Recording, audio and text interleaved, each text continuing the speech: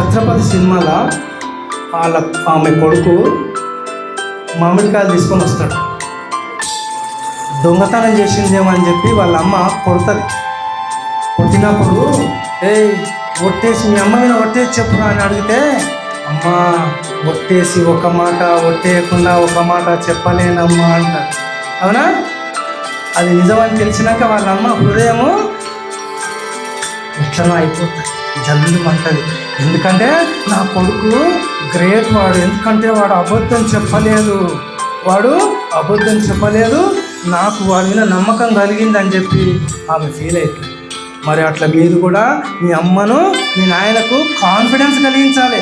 ఏం కలిగించాలంటే, నా కొడుకు చాలా మంచివాడంట, మా సార్ చెప్పిండు, మంచి విద్యార్థి స్నేహం చేస్తున్నాడంట, వాడు మంచిగా చదువుకుంటున్నాడంట, ఈవినింగ్ 1/2 అవర్ అయినా సార్తో చెప్పించుకుంటున్నాడంట, నాకు సార్ చెప్పిండు కాబట్టి ఆ పిల్లవాడిని చూస్తే ఆ తండ్రి